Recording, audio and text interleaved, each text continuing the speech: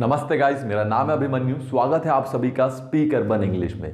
दोस्तों, आज के वीडियो में हम सीखने वाले हैं कुछ ऐसे लॉस के बारे में मैं आपको बताने वाला हूं जिनसे हम दोस्तों अपनी रोज़मर्रा की ज़िंदगी में बहुत बार हम एनकाउंटर होते हैं, बहुत बार सामना करते हैं, बट हमें लॉस के बारे में पता नहीं होता, उचित ज्ञान नहीं होता, इसलिए हम जो है कोई कार्रवाई या कोई एक्शन ले ही नहीं पाते दोस्तों। तो आज के वीडियो में जो एक कॉमन मैन को कुछ लॉज या कुछ रूल्स जो पता होने चाहिए वो मैं आज आपको बताने वाला हूं। तो बहुत ही इंपॉर्टेंट वीडियो है। आइए गाइस, शुरू करते हैं इस वीडियो को। तो दोस्तों, बहुत बार हमने देखा है कि पुलिस वाले, ट्रैफिक पुलिस वाले हमें रोके रखने के लिए हमारी गाड़ी से चाबी निकाल देते हैं। तो दोस्तों, क्या आपको मालूम है मोटर व्हीकल एक्ट 1932 इसकी परमिशन नहीं देता। ये दोस्तों बिल्कुल भी लीगल नहीं है, और कोई पुलिस वाला अगर आपकी जो है गाड़ी से चाबी निकाल रहा है तो दैट्स टोटली इलीगल। ठीक है दोस्तों, ये चीज़ आप ध्यान रखिएगा। और दोस्तों, एक चीज़ और ध्यान रखिएगा कि कोई भी पुलिस वाला अगर आप पे फाइन लगा रहा है किसी भी रीज़न से, तो उस पुलिस वाले के पास या तो चालान बुक या ई चालान मौजूद होना चाहिए। दोस्तों, एक इंपॉर्टेंट चीज़ ये भी ध्यान रखिएगा, बहुत बार हम ऐसा कर देते हैं कि कोई पुलिस वाला अगर हमें रोकता है तो हम गाड़ी भगा देते हैं। तो दोस्तों, ऐसा बिल्कुल मत करिए, ये बिल्कुल ही गलत है। और हो सकता है सब इंस्पेक्टर या उससे ऊपर की रैंक वाले पुलिस वाला जो है, अगर आप गाड़ी भगाते हैं तो हो सकता है वो आपके कागज़ जब्त कर ले, आपका DL RC इंश्योरेंस ले ले, या फिर आपकी गाड़ी सीज कर दे। तो ऐसा बिल्कुल मत करिए, बिल्कुल ही गलत है। और दोस्तों, कोई भी पुलिस वाला अगर चाबी निकाल देता है या कोई भी ऐसा फाइन लगा रहा है जो आपको लगता है कि दैट इज़ नॉट वैलिड, वो वैलिड नहीं है, तो आप इसकी कंप्लेंट जो है कमिश्नर पे कर सकते हैं, डिप्टी कमिश्नर या शहर के SP को कर सकते हैं। तो अगला है दोस्तों आपका directorate general of civil aviation rules. दोस्तों, ये सिविल एविएशन की रेगुलेटिंग अथॉरिटी है। दोस्तों, उनके रूल्स के हिसाब से अगर मान लीजिए आपकी कोई फ्लाइट है और आप टाइमली एयरपोर्ट पहुंच रहे हो, टाइमली आपने चेक इन किया, आपने टाइम पे गए, टाइम से फ्लाइट से पहले पहुंच गए थे, जब भी फ्लाइट का आपका टेक ऑफ था उससे पहले आप पहुंचे हो, लेकिन किसी भी रीज़न की वजह से आपकी फ्लाइट डिले हो जाती है 2 से 5 घंटे के लिए, तो वहां पे दोस्तों आप उनसे जो है एक मील मांग सकते हो या फिर आप रिफ्रेशमेंट्स मांग सकते हो। और अगर आपकी फ्लाइट 6 घंटे या 6 घंटे से ज़्यादा के लिए डिले हो जाती है तो यहाँ पे आप क्या बोल सकते हो, आप अपने लिए एक ऑल्टरनेट फ्लाइट में जो है अरेंजमेंट मांग सकते हो, या फिर आप अपनी टिकट के पैसे रिफंड भी मांग सकते हैं दोस्तों।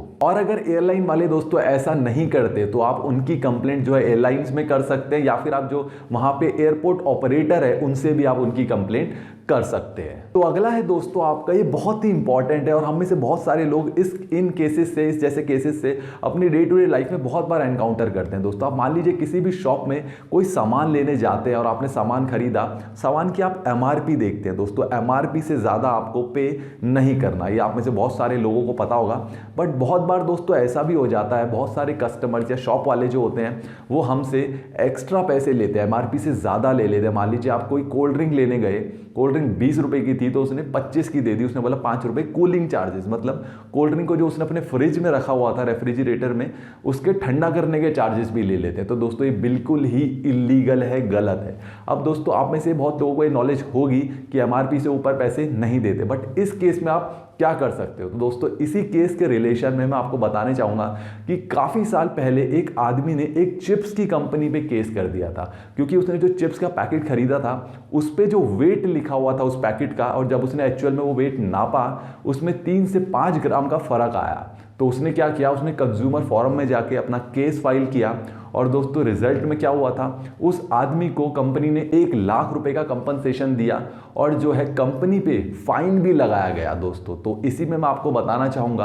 अब दोस्तों, इस केस में अगर MRP से ज़्यादा में कोई आपको दुकानदार बेच रहा है सामान, तो आप क्या करोगे, कहाँ रजिस्टर करोगे अपनी कंप्लेंट। तो दोस्तों, आपकी स्क्रीन पे आ चुका होगा जहाँ पे आपको कंप्लेंट रजिस्टर करनी है। ठीक है दोस्तों, इसी के साथ ही दोस्तों आप लीगल मेट्रोलॉजी एक्ट के सेक्शन 36 के अंडर जो है उन पे केस भी फाइल, कंज्यूमर कोर्ट में जाके केस फाइल कर सकते हैं। ठीक है दोस्तों, और एक और इंपॉर्टेंट चीज़ जो आपको ध्यान रखनी है, जो हम में से बहुत बार लोग अगेन एनकाउंटर करते हैं, आप कोई भी सामान लेते हैं कहीं से भी, किसी भी शॉप से, तो वो आपसे पूछते हैं कैरी बैग चाहिए, तो आप बोलते हो हाँ, तो फिर वो क्या बोलते हैं, इसके तो पैसे लगेंगे। बट दोस्तों, यहाँ पे आपको एक चीज़ ध्यान देने वाली ये है कि अगर उस बैग में जो आपको दे रहा है, उस बैग में उसकी कंपनी का, उसका ब्रांड का नाम बना हुआ है, लिखा हुआ है, छपा हुआ है, तो वो आपसे पैसे ले ही नहीं सकता। क्यों?